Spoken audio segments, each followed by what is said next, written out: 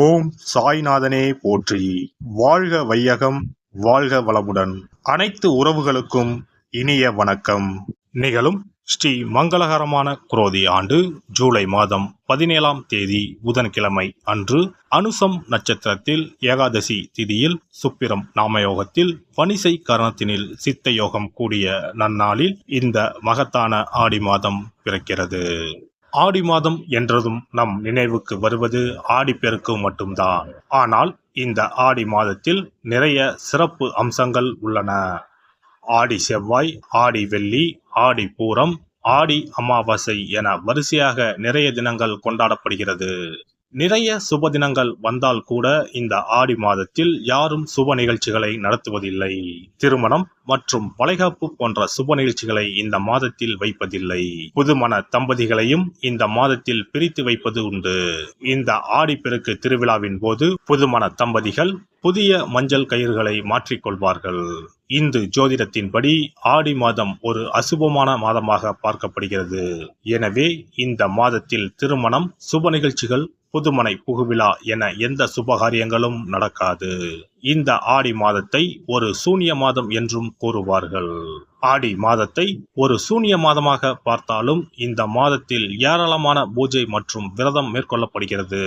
இந்த மாதத்தில்தான் சக்தி தேவிகளையும் பைரவர், வாராகி நரசிம்மர், மகிஷாசுர மர்த்தினி, துர்க்கையம்மன் போன்றோர்களை பக்தர்கள் மறக்காமல் வழிபடுகின்றனர். எனவே ஆடி மாதத்தில் நிறைய சிறப்பம்சங்களும் இருக்கத்தான் செய்கின்றன.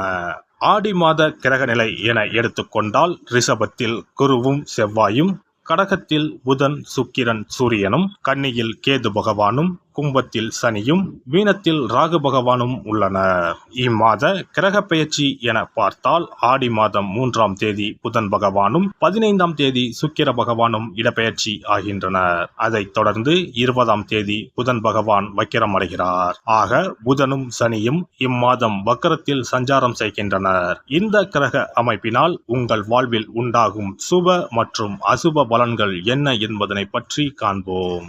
நீதிக்கு முன் அனைவரும் சமம் என்பதற்கு ஏற்ப ஒரு பக்கம் சாதகமாகவும் மறுபக்கம் பாதகமாகவும் நடந்து கொள்ளாமல் ஒரே நிலையை கடைபிடிக்கும் துலாம் ராசி அன்பர்களே, இந்த மாதம் மனதில் உறுதி பிறக்கும். எடுத்த முயற்சிகளில் சாதகமான பலன் கிடைக்கும். பெண்களால் நன்மைகள் உண்டாகும்.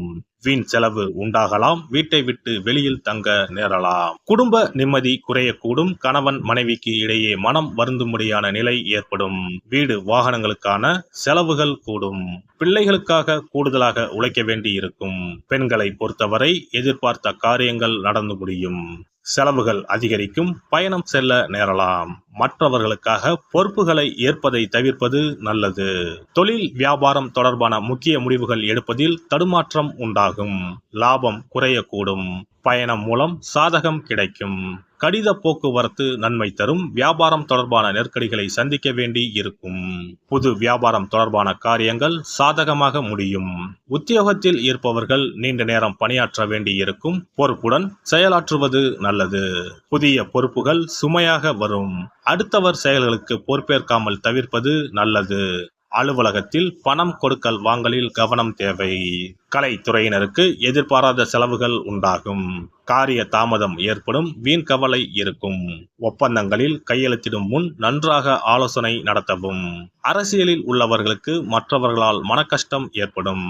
அடுத்தவர்கள் கடமைக்கு பொறுப்பேற்காமல் இருப்பது நல்லது. எந்த ஒரு காரியமும் மந்தமாக நடக்கும். மாணவர்களுக்கு கவன தடுமாற்றம் ஏற்படாமல் பாடங்களை படிப்பது நல்லது. பொறுப்புகள் கூடும். நட்சத்திர பலன்கள். சித்திரை நட்சத்திரம். இந்த மாதம் குடும்பத்தில் இருப்பவர்களை அனுசரித்து செல்வது நல்லது. கணவன் மனைவிக்கு இடையே இருந்த இடைவெளி குறையும். பிள்ளைகளின் எதிர்காலம் பற்றி சிந்தனை அதிகரிக்கும். எந்த காரியத்திலும் ஈடுபடும் முன்பு திட்டமிட்டு செயல்படுவது நல்லது. பணவரத்து தாமதப்படும். சுவாதி நட்சத்திரம். இந்த மாதம் காரிய வெற்றிக்கு தேவையான உதவிகள் கிடைக்கும். எதிர்பாராத செலவு உண்டாகும். சொத்து மனை சம்பந்தமான காரியங்களில் தடை தாமதம் ஏற்படலாம். வீண் பயம் ஏற்படும். ஏற்கனவே செய்த காரியங்களுக்கான பலனை அடைய வேண்டி இருக்கும். வீண் வழக்கு விவகாரங்கள் வரலாம். விசாகம் நட்சத்திரம். இந்த மாதம் எச்சரிக்கையாக செயல்படுவது நல்லது. வெளிநாட்டு பயண வாய்ப்புகள் வரலாம். சிலர் வெளியூர் பயணம் செல்வார்கள். பெண்களுடன் பழகும் போது கவனம் தேவை. மனதில் தெம்பு உண்டாகும், மகிழ்ச்சி அதிகரிக்கும். வெள்ளிக்கிழமை மற்றும் ஞாயிற்றுக்கிழமைகளில் மாரியம்மனை வணங்க எல்லா பிரச்சனைகளும் தீரும். குடும்பத்தில் ஒற்றுமை ஏற்படும். சிறப்பு தொகுப்பு: ஆடி மாத சிறப்புகள் மற்றும் வழிபாடு தொடர்பான சில குறிப்புகளை பற்றி காண்போம். ஆடி மாதத்தில் சிவனின் சக்தியை விட பார்வதியின் சக்தி அதிகமாக இருக்கும் என்பது ஐதீகம். ஆடி மாத அமாவாசை அன்று மறைந்த முன்னோர்களுக்கு பிதுர் கடமைகளை செய்தால் ஆண்டு முழுவதும் பித்ருக்களுக்கு கடன் கொடுத்த பலன் கிடைக்கும். ஆடி மாதம் சுக்லா தசமியில் திக் தேவதா விரதம் இருக்க வேண்டும்.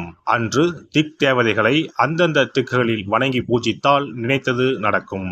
ஆடி மாதம் சுக்லபட்ச ஏகாதசி முதல் கார்த்திகை மாதம் சுக்லபட்ச ஏகாதசி வரை மாத உபவாசம் இருப்பது குடும்பத்தில் அமைதியை ஏற்படுத்தும். ஆடி மாத செவ்வாய்க்கிழமைகளில் கோவிலில் எலுமிச்சப்பழ விளக்கு ஏற்றினால் கூடுதல் பலன்கள் கிடைக்கும். ஆனால் எலுமிச்சப்பழ விளக்குகளை ஒருபோதும் வீட்டில் ஏற்றக்கூடாது. வளர்பிறை துவாதசி நாளில் தொடங்கி கார்த்திகை மாதம் வளர்பிறை துவாதசி நாள் வரை பெண்கள் துளசி பூஜை செய்து வந்தால் நினைத்தது நடைபெறும். வீட்டில் சகல செல்வங்களும் குவியும்.